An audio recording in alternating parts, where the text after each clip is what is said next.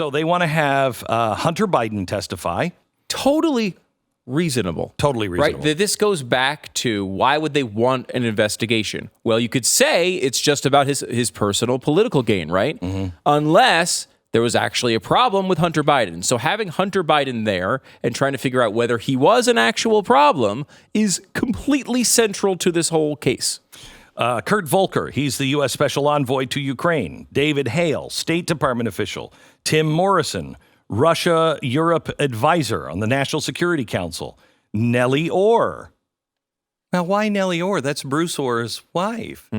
Remember Bruce Ohr? Oh, Nellie was the one who brought information about collusion from Fusion GPS and the dossier to her husband in Pillow Talk, and he brought that to the Justice Department.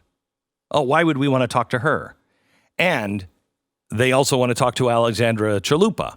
The Schiff and the impeachment panel has said, no, you can't talk to those people. Democrats have the veto power over the Republicans' wish lists, which means Hunter Biden, the whistleblower, Chalupa, none of them are going to be part of this. Adam Schiff is Torquemada. And Torquemada, if you don't know, was the Grand Inquisitor. He was doing the work of the Pope. I wonder who the Pope might be in this particular case. I ordered a chalupa and a Torquemada at Taco Bell yesterday. Did you really? Mm-hmm. Oh, those Torquemadas. Oh, they're delicious. They're so good. You'll never talk me out of a Torquemada. Anyway, so they are not going to let Chalupa testify and allow her to be grilled by any of the Republicans. They also said, we will not serve as a vehicle to undertake the same sham investigations into the Bidens. What sham investigations? The ones the New York Times did? Yeah. Which ones are you talking about? Which sham investigations are you talking about?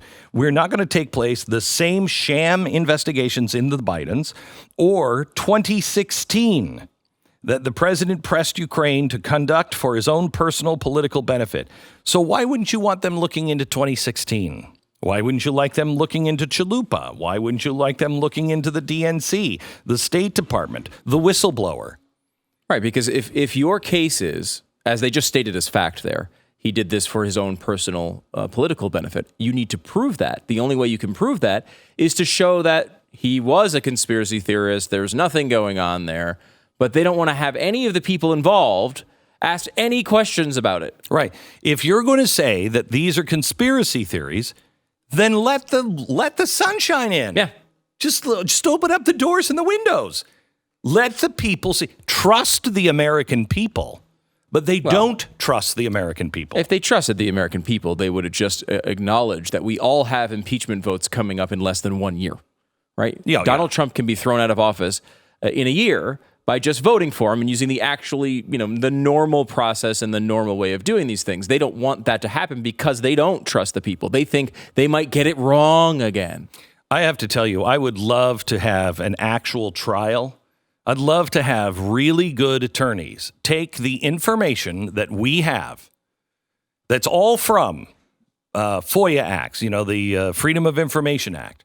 We have it from released documents from the State Department, FOIA documents from the State Department, from the administration, from the former administration. We have audio tape and recordings. None of this is going to be heard. None of this is going to be heard. And the American people need to see it. You have to see it. Tomorrow, I'm working really, really hard. We're learning so much stuff, and I'm working really hard to make sure that there is no way that this can be called, what did he just call it? A sham investigation or the conspiracy theories around 2016.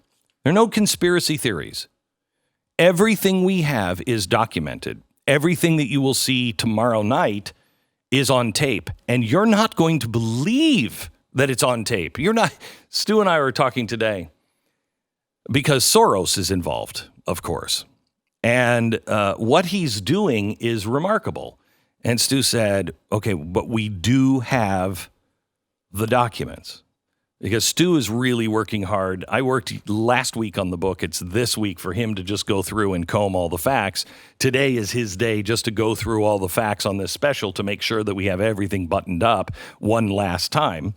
And he's like, but we do have, Stu, we have a memo from George Soros himself, not an organization, him, to the State Department, laying this all out. And you're like, what? It's insane. It's not a conspiracy theory. It's like the Tides Foundation said when they were going through the Obamacare, and we said that it's going to go to universal health care. It has to. And he was giving a speech to insiders, and he said, look, it's going to end up in single-payer health care. It's going to. It's not a Trojan horse. It's right there. I'm telling you, it's right there. They're that open about it. And this goes against everything that I think even Democrats believe. I really do believe that when Democrats hear this, if they have an open mind, if you're looking to excuse Donald Trump or convict Donald Trump, this is not the place for you. It's not. If you're looking for truth, if you're looking for what really happened, and you're looking to see who are the United States representatives, what are they actually doing? Who's doing this? What are they doing in our name with our billions of dollars? What are they actually doing? And prove it to me. Don't just give me hey, I think this is going. Prove it to me. Show me the facts. You're not going to like it, but you have to know it. And that's why I said to Mike Lee, last hour we had him on, we were talking about the impeachment, and I said, this all has to come out, and you can do it in the Senate, because you won't get any of this information in the House because they've locked it all down. They've specifically cordoned off everything that is on the chalkboard. I mean, that is quite the testimony. If you have people that are crazy and are making crazy conspiracy theories, just crazy, making them up, and there's no way to prove them, I welcome that in my courtroom. Right, because you could show them to be insane. A whack job. Right. Show them to be insane. Really, Mr. Beck, could you prove that, please? Oh, yes, here's the document with her signature on it. Here's the document with his signature on it. Here's the document from Soros to her outlining everything that we're talking about. Yes, that's why they must deem this a conspiracy theory and give it no light of day. Because once you have any of this in the light of day, you see not only what's happening in Ukraine, but you see what's happening today in South America, today in the United States of America, yesterday in San Francisco. Oh, you will see what's being done to us and what's being done to the whole world using your tax dollars. And, we've been talking a lot, and I think there's an argument on the right about what the best process is for the Senate when they do inevitably impeach Trump in the House, because it's just under Democrat control. Do you go ahead with a trial? Do you just completely ignore it and not have a trial? Do you vote before any evidence is presented and just dismiss it because it's just a joke? Can't. And I think this is a good example of why you probably do want to go ahead with the trial. People keep comparing the House side of this to the grand jury, where the rules are basically set up so that the Democrats, the prosecution, can just present evidence without it being refuted. That's kind of the way it's set up. And that's the way grand jury is set up, right? To get an indictment, you come in, you give all your evidence. Is there enough to go after this, to make it a trial? You say yes or no. But all of that in the grand jury sense is done in secret because it's unfair, right? It's patently unfair. And it is unsubstantiated in some cases. They're accusations. And it's on both sides. It's on both sides. It's wild stuff on both sides. Right. So that stuff happens behind closed doors so that it's not tainted. You're not tainted by all this stuff that's not legitimate, right? Here, the Democrats are able to make this case with basically no pushback, and you can't even call competing evidence and witnesses. In the Senate, that's going to be the different story.